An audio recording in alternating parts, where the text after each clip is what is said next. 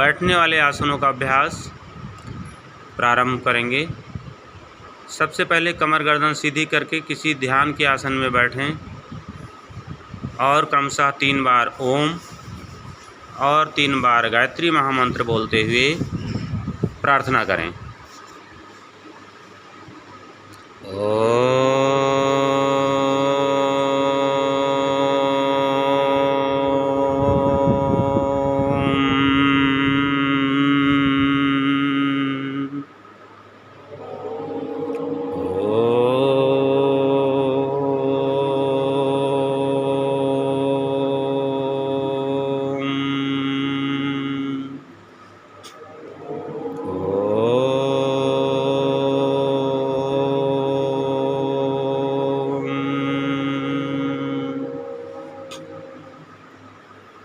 ओम भूर्भुवस्वः तत्सवितुर्वरेण्यं भर्गो देवस्य धीमहि धियो यो नः प्रचोदयात्।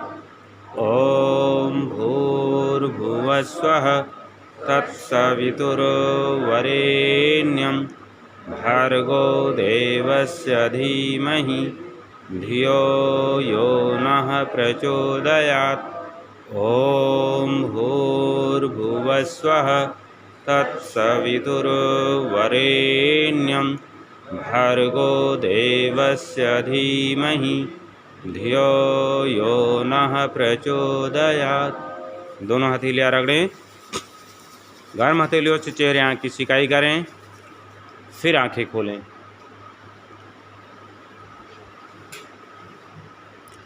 अब बैठने वाले आसनों का अभ्यास आज करेंगे।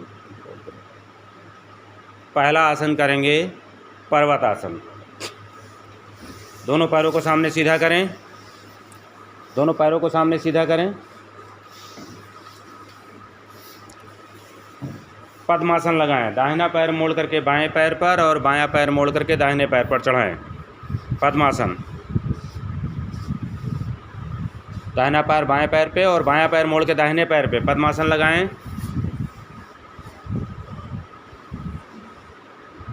दोनों हाथों को साइड से उठाते हुए नमस्कार की मुद्रा में ऊपर ले जाएं और श्वास भरते हुए हाथ को सीधा करें। हाथ को ऊपर सीधा करें, बिल्कुल हाथ सीधा कर दें। यह पर्वतासन शरीर की आकृति पर्वत के समान हो जाती है, इसलिए इस आसन का नाम पर्वतासन है। श्वास भर के पूरा रोक लें ऊपर को, हाथ उठा करके खींच करके सिर दोनों हाथों के बीच में, हाथ एल्बो से सीधा हो जाए। 10 सेकंड रोकें। 1 2 3 4 5 6 7 8 9 10। जैसे गए थे उसी प्रकार से वापस आओ। एक एक करके पैरों को खोल लें, थोड़ा हिला डुला के रिलैक्स कर लें। पर्वतासन हाथ पैर की मांसपेशियों को मजबूत करता है, थाई की मांसपेशियों को मजबूत करता है और लंग्स कैपेसिटी इम्प्रूव होती है। लंग्स कैपेसिटी के साथ साथ ये सर्वाइकल स्पॉन्डिलाइटिस, अस्थमा जैसी बीमारियों में भी लाभकारी है। लंग्स से जुड़ी हुई बीमारी अस्थमा या फिर नेक से जुड़ी हुई, जो सर्वाइकल बोन्स से जुड़ी हुई सर्वाइकल स्पॉन्डिलाइटिस की समस्या है, इस तरह की बीमारियों में पर्वतासन लाभकारी है।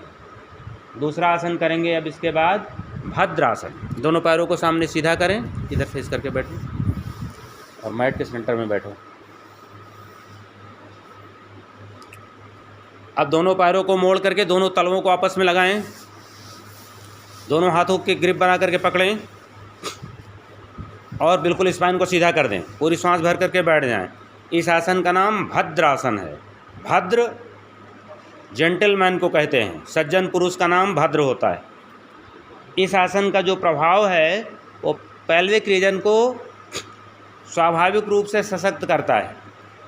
इकलौता आसन है जो प्रेगनेंसी में आखिरी तक किया जा सकता है।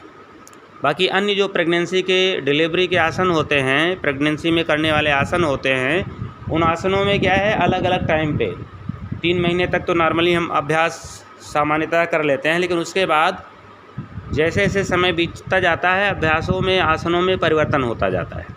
लेकिन यह भद्रासन ऐसा आसन है जो आसन की प्रेगनेंसी की अंतिम स्थिति तक किया जा सकता है, लास्ट मंथ तक किया जा सकता है।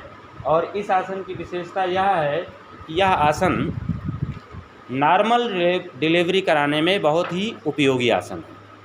इस आसन के अभ्यास से सामान्य डिलीवरी होने की पूरी संभावना रहती है। वापस अब दोनों पैरों को सीधा कर लें और रिलैक्स अवस्था। नेक्स्ट आसन करेंगे वज्रासन। वज्रासन करने के लिए दंडासन में ही आइए, दंडासन में बैठिए। दंडासन में बैठिए, सामने पैर सीधा करके।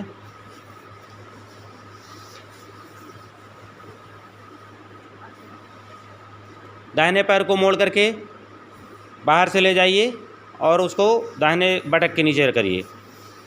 फिर बायां पैर मोड़िए और बाएं बटक के नीचे करिए। अब दोनों हाथ की हथेलियां घुटने पर रख लीजिए। ये वज्रासन का अभ्यास हुआ।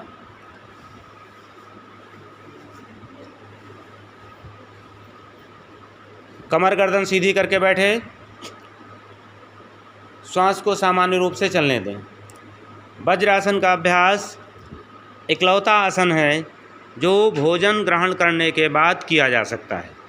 आफ्टर हैविंग मील, इस आसन को करने से इनटेक किए गए आहार का, मील का सुचारू रूप से पाचन होता है, सुव्यवस्थित रूप से वो डाइजेस्ट हो जाता है।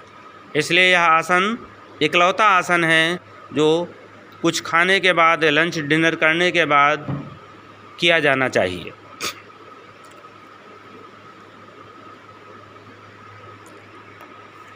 जिनको बहुत ज़्यादा घुटने में दिक्कत हो उनको इस आसन को अवॉइड करना चाहिए, क्योंकि अगर घुटने में समस्या हो गई है तो इस आसन का अभ्यास करने से कई बार घुटने का दर्द बढ़ जाता है।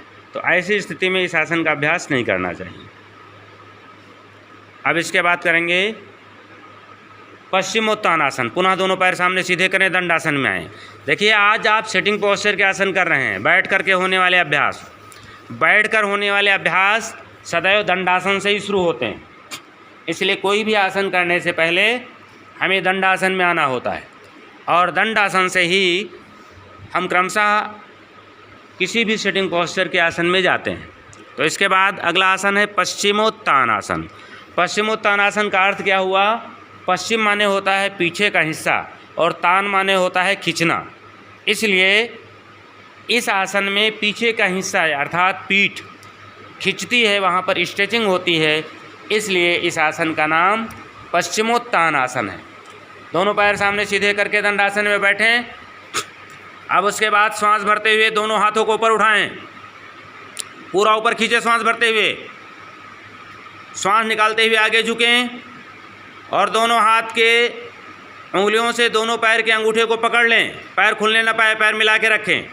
अंगूठे पकड़ करके जितना आगे झुक सकते झुकें। ज़्यादा से ज़्यादा श्वास को बाहर निकाल दें। श्वास बाहर निकालने के बाद फोरहेड को नी की ओर लाने की कोशिश करें, लेकिन नी ज़मीन से चिपका रहेगा, पैर ऊपर नहीं उठेगा। अपर बॉडी में ही मूवमेंट होगा, लोअर बॉडी यानी कि पैर का हिस्सा ग्राउंड से चिपका रहेगा। 10 सेकंड इसी अवस्था में बैठे रहें। 1 2 3 4 5 6 7 8 9 10। श्वास भरते हुए दोनों हाथ ऊपर उठाएं और श्वास निकालते हुए केवल हाथों को डाउन करें। रिलैक्स। जहाँ से शुरू किया था वहीं पे वापस आकर के आसन का समापन। तो पश्चिमोत्तानासन किया। पश्चिमोत्तानासन के लाभ और सावधानियाँ सुनिए। पश्चिमोत्तानासन पेट के फैट को कम करता है। हार्ट प्रदीपिका में इस आसन को मोटापा कम करने वाला बताया गया है, ओबेसिटी को कम करने वाला पश्चिमोत्तानासन बताया गया है। इसी के साथ साथ पश्चिमोत्तानासन से पाचन तंत्र एक्टिवेट होता है, पीठ की मांसपेशियां मजबूत होती हैं। सावधानी इस आसन किया है कि जिनको कमर दर्द की दिक्कत हो, स्लिप डिस्क की दिक्कत हो या सर्वाइकल स्पॉन्डिलाइटिस की दिक्कत हो, ऐसे लोगों को पश्चिमोत्तानासन का अभ्यास नहीं करना चाहिए। तो ये इस आसन की सावधानी है, ऐसे लोगों को पश्चिमोत्तानासन का अभ्यास नहीं करना चाहिए। दूसरी सावधानी है, पश्चिमोत्तानासन करने के बाद इसका काउंटर आसन जरूर करना चाहिए। तो अभी एक इसी ग्रुप का आसन और करेंगे, उसके बाद फिर काउंटर आसन उष्ट्रासन करेंगे। अभी एक आसन और लेते हैं, जानु शीर्षासन। जानु शीर्षासन पश्चिमोत्तानासन का एक तरह से हाफ भाग होता है, आधा भाग। इसी पोजीशन में बैठे रहें, दंडासन की ही पोजीशन में। आप दाहिने पैर को घुटने से फोल्ड करें और उसकी हील को प्राइवेट पार्ट से सटा करके लगाएं। नीचे ग्राउंड पर ही रहेगा, एड़ी प्राइवेट पार्ट से बिल्कुल, और तो उसका तलवा बाएं पैर की थाई से लगेगा। दाहिने पैर का सोल बाएं पैर के थाई से। श्वास भरते हुए उसी तरह से दोनों हाथ ऊपर उठाएं, पूरा ऊपर खींचे, हाथ सीधा करें एल्बो से। श्वास निकालते हुए आगे झुकें और दोनों हाथों से पैर के पंजे को पकड़कर घुटने के पास फोरहेड को ले आएं, फोरहेड घुटने से लग जाए। ऐसे 10 सेकंड बैठे रहें। जानु शीर्षासन। जानु शीर्ष का मतलब होता है, जानु माने घुटना और शीर्ष माने सिर। घुटना और सिर दोनों पास पास हो जाता है, इसीलिए इस आसन का नाम जानु शीर्षासन है। 10 सेकंड इसी अवस्था में बने रहें। 1 2 3 4 5 6 7 8 9 10। वापस श्वास भरते हुए दोनों हाथ ऊपर उठाएं और श्वास निकालते हुए दोनों हाथों को डाउन करें। 1-2 लंबी गहरी सांस ले लें। तो ये एक साइड से किया, दूसरी साइड से दाहिने पैर को सीधा करिए, दोनों पैर मिलाइए, फिर बाएं पैर को ले जाइए, मोड़िए। बाएं पैर को मोड़ते समय दाहिना पैर जो सीधा है उसमें कोई परिवर्तन नहीं करेंगे। आप ध्यान नहीं देंगे तो पैर बाहर की ओर भाग जाएगा। तो अपने सिद्धांत से वो सीधा सीधा रहे, राइट की ओर और लेफ्ट की ओर भागने ना पाए। अब श्वास भरते हुए दोनों हाथ ऊपर उठाएं, श्वास निकालते हुए कमर से आगे झुकें, सीधा सीधा कमर को आगे, कमर से लंबर रीजन से आगे झुकें। फोरहेड को ग्राउंड तक या नी तक आने दें। ज़्यादा से ज़्यादा श्वास बाहर निकालें, पेट को अंदर खींच लें और ऐसे 10 सेकंड बैठे रहें। 1 2 3 4 5 6 7 8 9 10। श्वास भरते हुए दोनों हाथ ऊपर, श्वास निकालते हुए दोनों हाथ नीचे। पूरा ऊपर खींचा करिए, पूरा बॉडी को सीधा कर लिया करिए। 1-2 नॉर्मल श्वास लीजिए।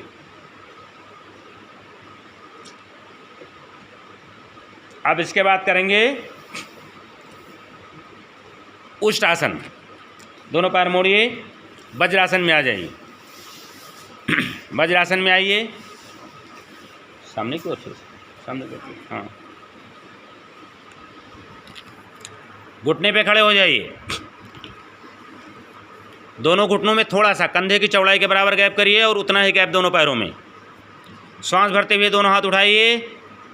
अब दाहिना हाथ पीछे दाहिनी एड़ी पे रखिए, साइड से ले जाके, और बायां बाएं पे।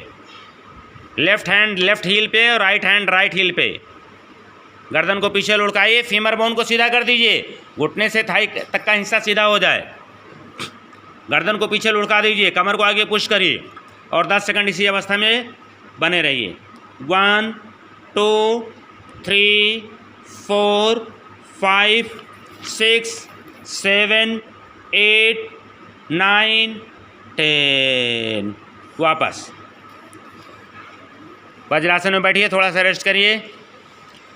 तो ये उष्ट्रासन आपने किया। पश्चिमोत्तानासन और जानु शीर्षासन का ये काउंटर आसन है। फॉरवर्ड बेंडिंग के कोई भी आसन करते हैं, यानी आगे झुकने वाले कोई भी आसन करते हैं तो उनके काउंटर पीछे झुकने वाले आसन भी करते हैं। एक बार और उष्ट्रासन लेंगे। बिना घुटने के बल पुनः खड़े हों और दोनों पैर कुछ बार मिला लें, कोई गैप नहीं, दोनों घुटने मिलाएं आपस में। ये थोड़ा सा एडवांस उष्ट्रासन है, थोड़ा कठिन हो जाएगा। अब श्वास भरते हुए जाइए, दाहिना दाहिनी एड़ी पर दाहिना हाथ और बायां हाथ बाईं एड़ी पर रखें। गर्दन को पीछे लुढ़काएं, एड़ी पे ले जाओ, एड़ी पे, हाँ हाँ, उंगली रख लो, उंगली रखो, हाँ।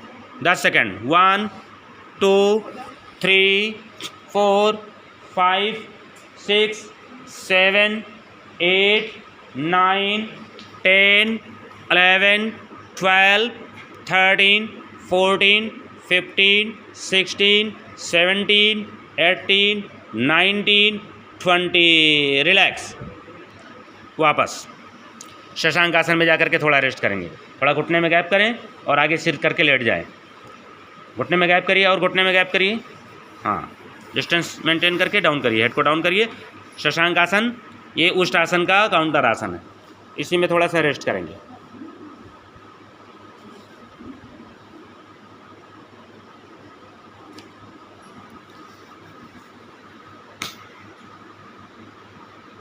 अब बैठ जाइए और बैठ करके प्राणायाम का अभ्यास करेंगे। ठीक है, ध्यान के किसी एक आसन में बैठ जाइए जिसमें आप सुखपूर्वक बैठ सकते हैं और बैठ करके प्राणायाम का अभ्यास स्टार्ट करेंगे।